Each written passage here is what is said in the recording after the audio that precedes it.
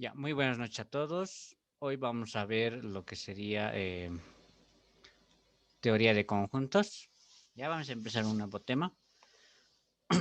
Ya, prácticamente la teoría de conjuntos es considerado, digamos, uno de los temas más antiguos que viene a ser parte de lo que es la matemática, donde nosotros lógicamente vamos agrupando una cierta cantidad de elementos, ya estos ya sean físicos, numéricos o lógicos, ¿ya? Nosotros tenemos entonces esa facilidad de poder agrupar las cosas en diferentes grupos y esos grupos nosotros los denominamos conjuntos. ¿Ya? Un conjunto se puede entender como una colección o agrupación una agrupación de objetos o personas a las cuales nosotros llamamos miembros o elementos de un conjunto. Ya como vemos ahí, digamos, en ese pequeño gráfico donde tenemos un grupo de personas, ¿no? A eso podríamos determinar nosotros como conjunto, ¿ya? O un conjunto de personas. En conjuntos, lo que tenemos que tomar en cuenta o tenemos que manejar prácticamente todo el tiempo es lo que se denomina lo que es la notación.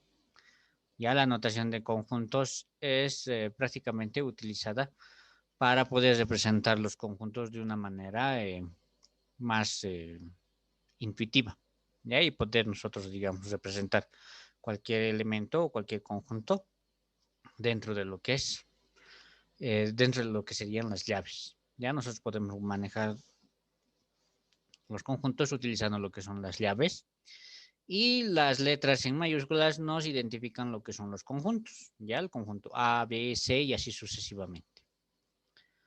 Ya entonces para eso nosotros tenemos un nombre, ya y ese nombre se lo denomina con las letras mayúsculas.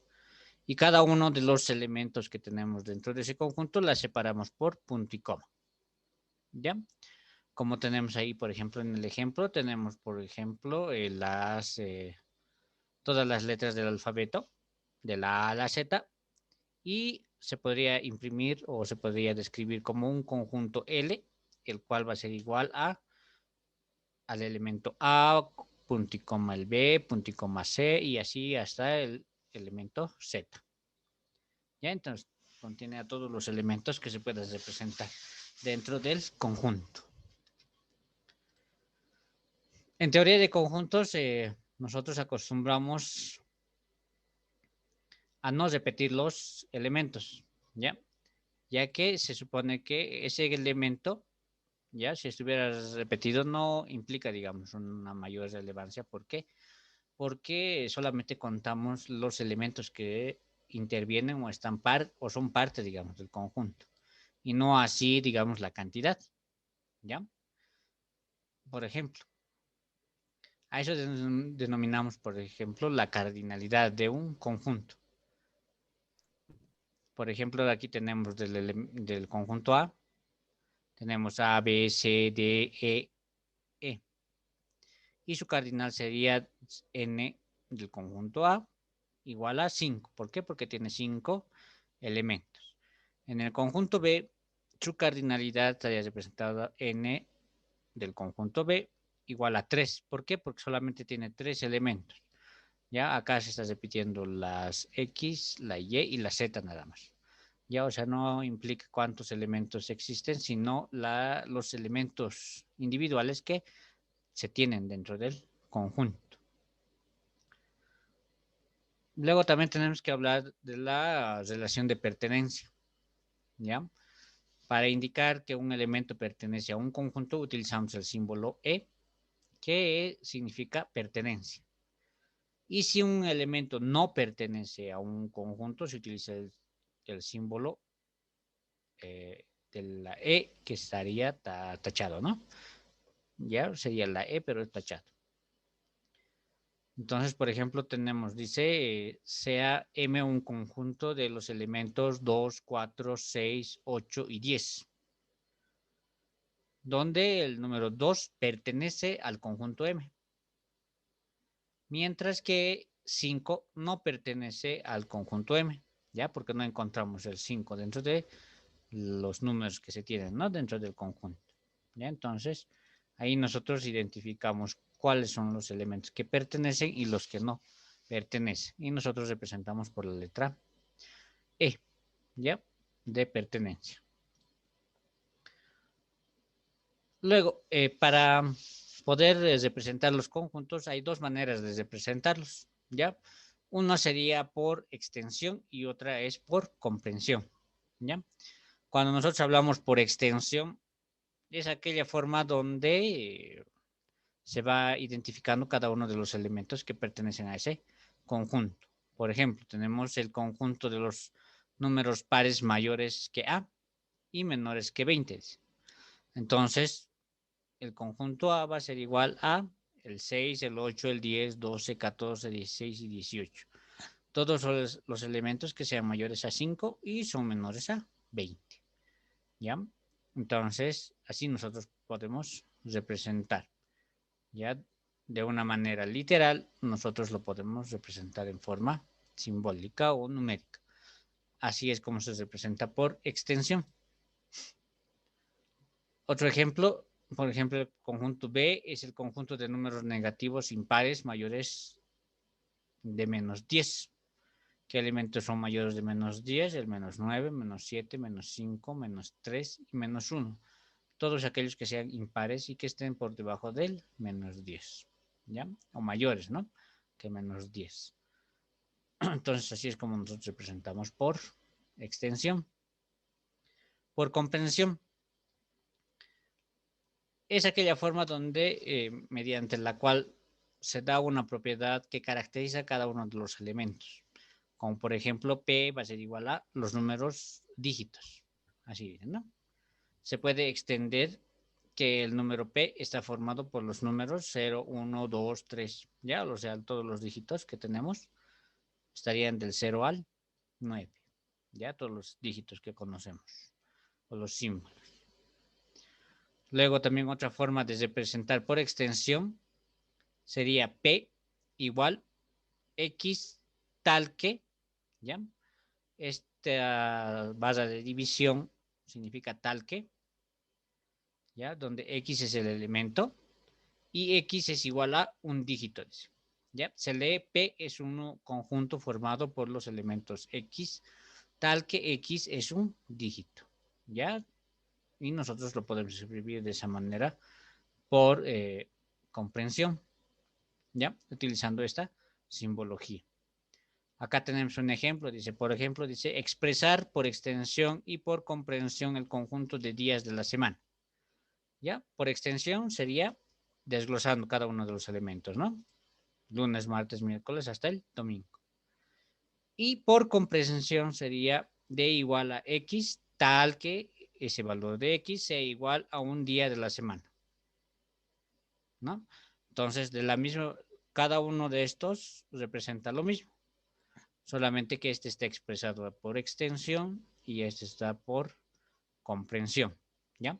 Entonces, en su examen, ya cuando tengan examen de conjuntos, va a ser, digamos, ¿no? Se va a dar una notación, ¿ya? O un texto, una descripción, y ustedes tienen que expresarlo en por extensión o por comprensión, o puede ser también ambos, ¿ya? Y o en el caso de que sea elección múltiple, puede ser que se les dé, digamos,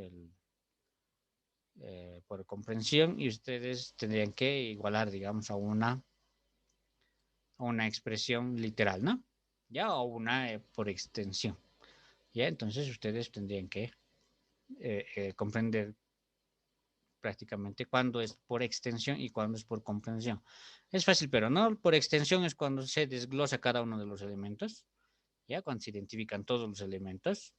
Y por comprensión es cuando se utiliza la simbología, ¿ya? Pero siempre y cuando se utilice, digamos, estas simbologías, ¿ya?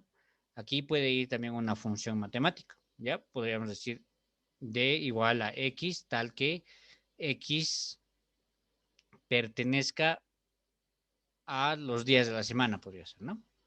donde estamos utilizando otro símbolo que sería el de pertenencia, ¿no? Entonces también nosotros podemos representar de esa manera. ¿Ya? Igual también sería por comprensión. Y por extensión ya sabemos es desglosando cada uno de los elementos. Otra forma de representar lo que es los conjuntos es haciendo uso de los diagramas de Venn. Ya, los diagramas de Venn se deben su nombre a un filósofo inglés, John Venn, ya, que estaba por 1834 a 1883, y nos sirve para representar los conjuntos de manera gráfica mediante dibujos o diagramas que pueden ser círculos, rectángulos, triángulos o cualquier curva que sea cerrada. ¿Ya? Generalmente el más común es utilizar círculos, ¿no? ¿Ya? Por ejemplo, tenemos el conjunto A, donde se encuentran todos los números del 1 al 9. O puede ser, digamos, el conjunto T, donde están todas las vocales. O el conjunto M, donde están pares de números o coordenadas dentro de un punto en el eje cartesiano. ¿Ya? Entonces tenemos también esas representaciones. Ya podemos representar así.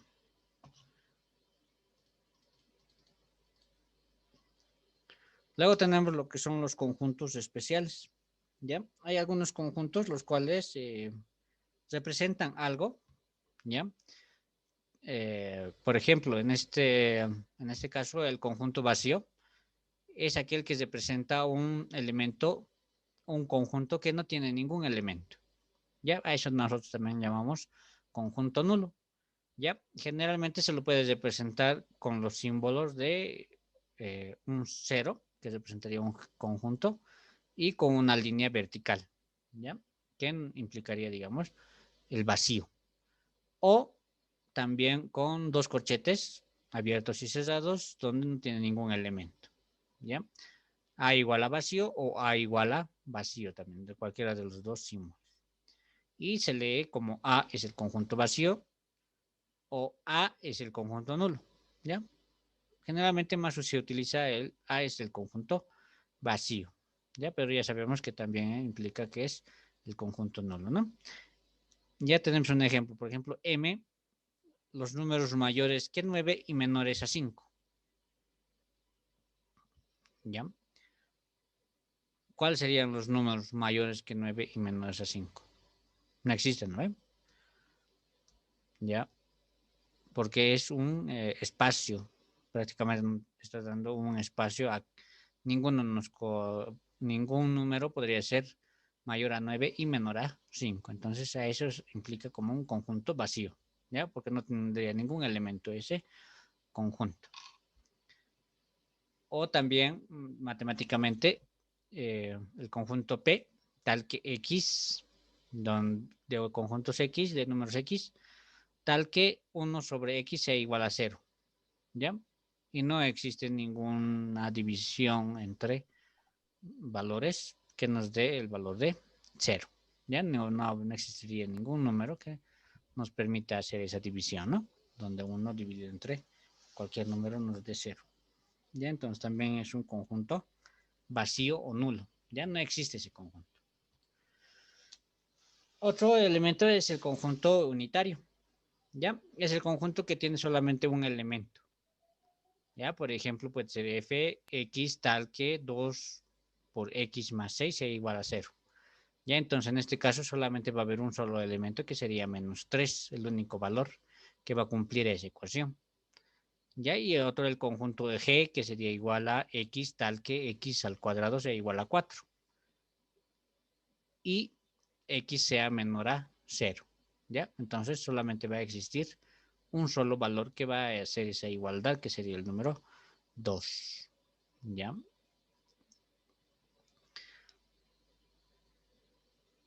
Luego, bueno, el valor de menos 2 sería, ¿no? Luego tenemos el conjunto finito. Conjunto finito es un conjunto en el cual tiene una cierta cantidad de elementos, ¿ya? Donde no sobrepasa, ¿no? No puede pasar más de los números de elementos que tenemos. Por ejemplo, el conjunto E, donde X, tal que X es un número impar positivo menor que 10. ¿ya? X es un número impar positivo menor que 10. ¿Ya? Entonces solamente hay un conjunto de elementos que van a ser menores a 10, ¿no? No existen más. Luego tenemos que n va a ser igual a x tal que x al cuadrado sea igual a 4. Entonces solamente hay un número que va a representar ese valor, ¿no? Para que sea igual a 4. Solamente sería el 2, 2 por 2, 4. Ya no existe más números que ese. También sería un número conjunto, un conjunto finito de un elemento en ese caso. ¿Ya? Y el conjunto infinito son todos aquellos valores que nosotros podemos encontrar dentro de un conjunto. También existen los conjuntos infinitos, donde el conjunto infinito es aquel donde no existe una cantidad de elementos limitado, ¿ya? O es ilimitado la cantidad de elementos que pueden existir dentro de un rango. Por ejemplo, tenemos R, donde X es un número que esté dentro de X menor a 6, ¿ya? X menor a 6 puede ser cualquier número que se encuentre. Ahí no nos está especificando que sea par, ¿ya? No nos especifica que sea decimal, entonces puede ser una cantidad inmensa, digamos, de posibilidades que pueden existir dentro de ese número. Y también, por ejemplo, acá tenemos, dice X, tal que X es un número par, ¿ya? Y existen muchos números pares, ¿ya? Entonces, también es un conjunto infinito. Luego tenemos lo que es el conjunto universal, que está representado por la letra U, ya que representaría a todos los elementos de una situación particular, generalmente es representada por la letra U. ¿Ya? El universo o conjunto universal de todos los números es el conjunto de números complejos. ¿Ya? Entonces es un ejemplo. Todos los números que existen, ¿ya? Entonces puede ser un conjunto universal. ¿Ya? Y que estaría determinado por los números complejos, todos los números que existen. Ahora, las relaciones entre los conjuntos, ¿ya? Dentro de lo que es, digamos, la matemática, podemos ver algunas operaciones que tienen que ver con lo que es las relaciones que hay entre cada uno de los conjuntos. Y entre ellas está lo que es la inclusión. La inclusión significa que uno de los elementos está incluido dentro de otro elemento, ¿ya? En este caso, el conjunto A está incluido dentro del conjunto B. Sí y solo sí, todo elemento de A también es elemento de B, ¿ya? Como A pertenece, digamos, al conjunto B, entonces todos los elementos del conjunto A también son del conjunto B. Eso nos quiere decir, ¿no? Y se lee A está incluido en B y A es subconjunto de B. A está contenido en B y A es parte de B. ¿Ya? Entonces es un conjunto, es un subconjunto. Ya eso sería lo que es la inclusión.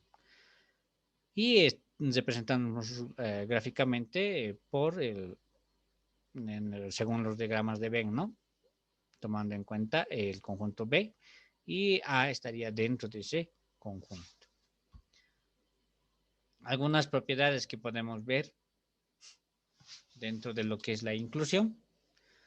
¿Ya? Por ejemplo, todo conjunto está incluido en sí mismo. ¿Ya?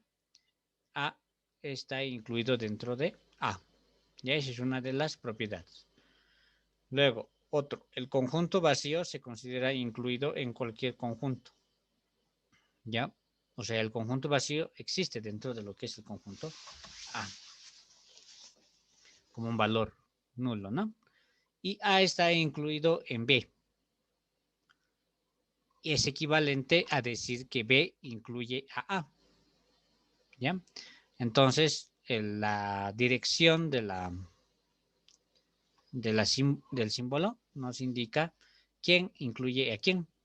¿Ya? Entonces, por ejemplo, aquí dice A está incluido en B y B incluye a A. Ya utilizando ¿no? o invirtiendo lo que es el símbolo de inclusión. Si A no está incluido en B o A no es subconjunto de B, significa que por lo menos un elemento de A no pertenece a B. ¿Ya? Entonces, si A no está dentro de B, entonces ninguno de ellos pertenece dentro de B. ¿ya? O simbológicamente podemos decir que A está incluido en B. Eso quiere decir que para todo X, ¿ya? Que pertenezca a A, entonces X pertenece a B, ¿ya? Simbológicamente podríamos expresar de esa manera, ¿ya? Prácticamente es lo mismo que hemos dicho o hemos visto antes, ¿no?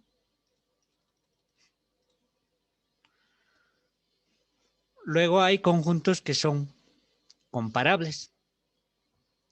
Por ejemplo, un conjunto A es comparable con otro conjunto B si entre dichos conjuntos existe una relación de inclusión. ¿Qué significa de inclusión? Que A es comparable con B siempre y cuando A esté incluido dentro de B o B sea parte de A. Por ejemplo, acá tenemos el conjunto A, que sería, digamos, el conjunto mayor, ¿no? Tenemos los valores 1, 2, 3, 4 y 5. 1, 2, 3, 4 y 5.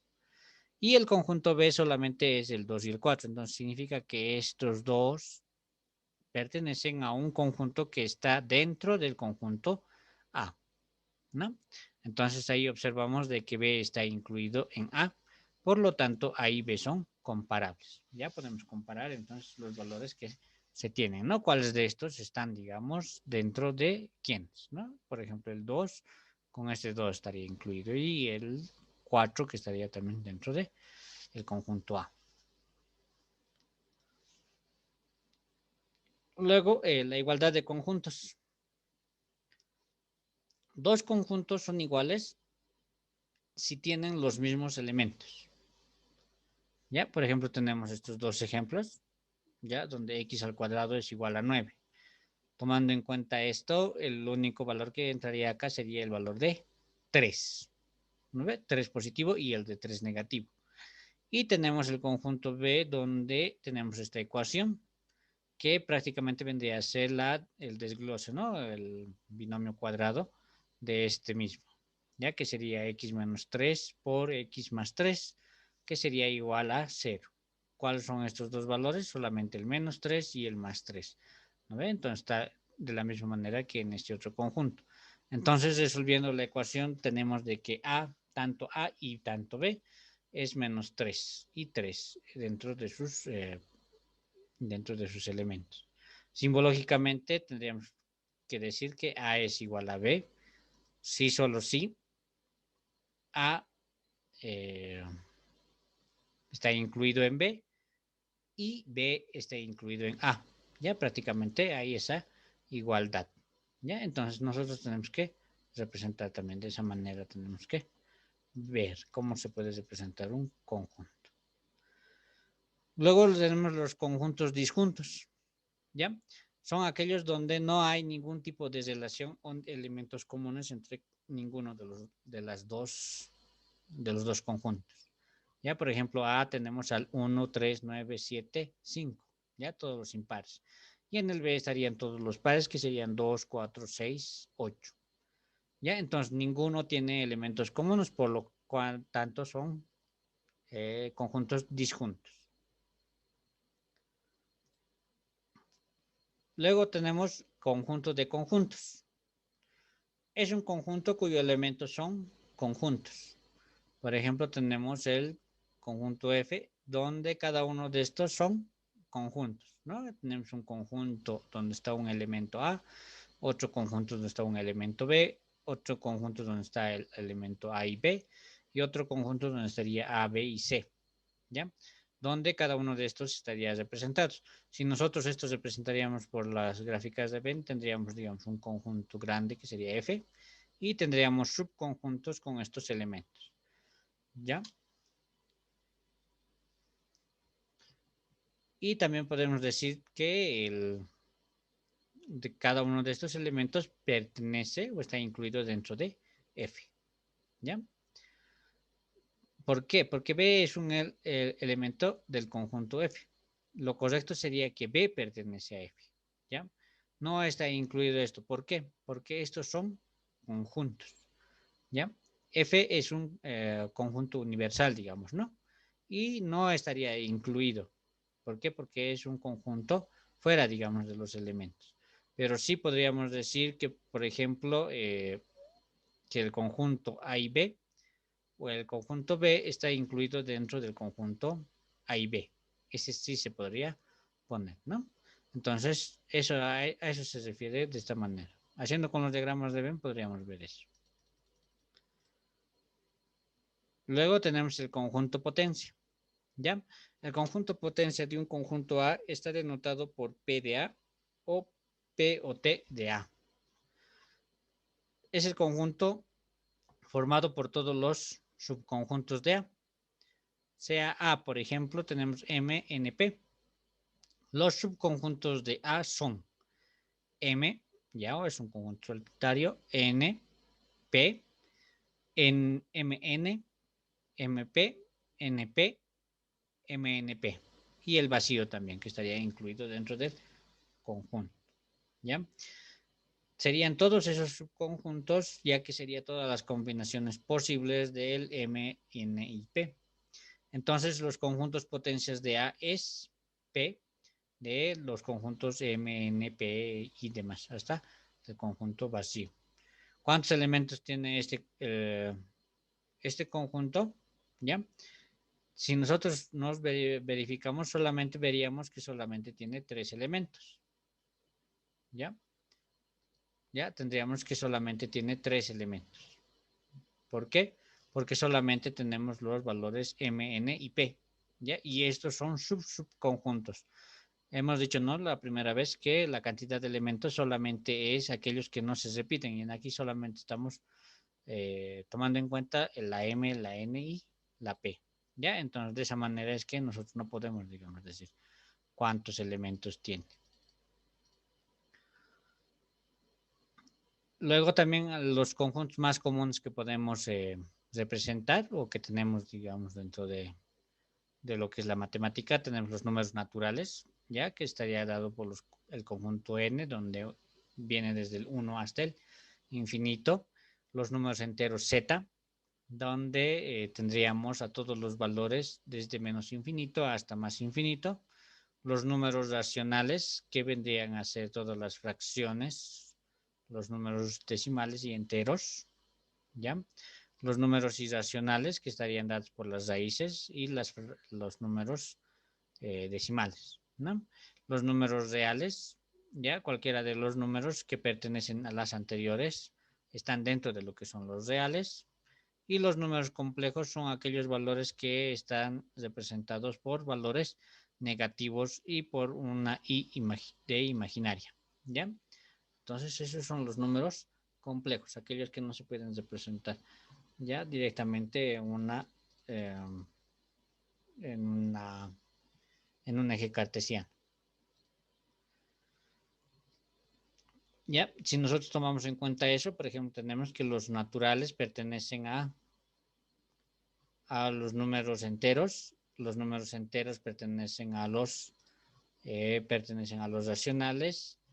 racionales pertenecen a el conjunto de irracionales, digo de reales, y, y los imaginarios estarían dentro de todo lo que serían los números complejos, ¿ya?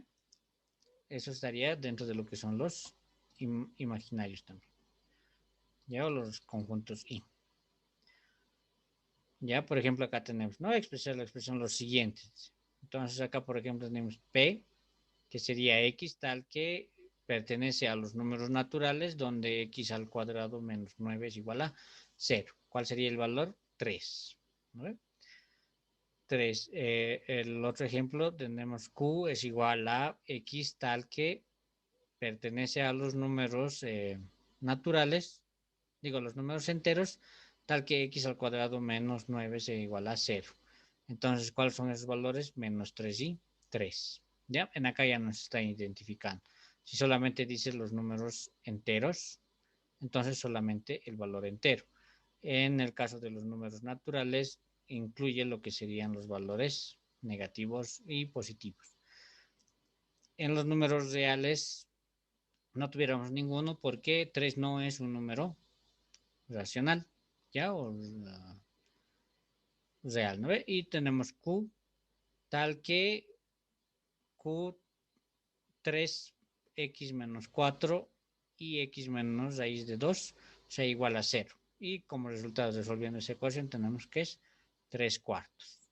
¿Ve? Uno de los elementos. Luego tenemos otro B tal que X pertenece a los irracionales. Entonces el otro valor que pertenece a ese sería el radicando, ¿no? De aquí saldría, ¿no? X va a ser igual a menos a igual a raíz de 2 y el otro valor sería X igual a 4 tercios. Ya eso es lo que nos indica acá. Ya esas serían, digamos, las respuestas. Luego, después de lo que sería la conjunción, tenemos lo que es la unión de conjuntos, ¿ya? Donde un conjunto A está unido a un conjunto B y que se representa por A unión B. Es el conjunto formado por todos los elementos que pertenecen a B o a ambos conjuntos. ¿Ya? Por ejemplo, tenemos A, 1, 2, 3, 4, 5, 6, 7. Y B estaría por 5, 6, 7, 8, 9. Entonces acá nos fijamos qué elemento está, digamos, en los dos. ¿No ve? ¿Qué elementos están en los dos? Entonces es la unión o la unión dentro de esos dos conjuntos. Ese es el valor que representa. Entonces A unión B sería la unión de todos esos elementos sin repetir. ¿No ve? 1, 2, 3, 4, 5, 6, 7, 8, 9. ¿Ya? Aquí tenemos el 7, por ejemplo, entonces ya no se repite acá. ¿Ya? Solamente una sola vez se coloca. Luego tenemos, por ejemplo, el 5, igual solamente se coloca una sola vez. El 6 también igual 6. El 8 igual y el 9. ¿Ya? Entonces nosotros representamos de esa manera. O también puede ser A unión B tal que X tal que X pertenece a A y X pertenece a B. ¿Ya? Entonces, todos los elementos que pertenezcan tanto a y también o también pertenezcan a B. Entonces, todos esos elementos se pueden representar de esa manera.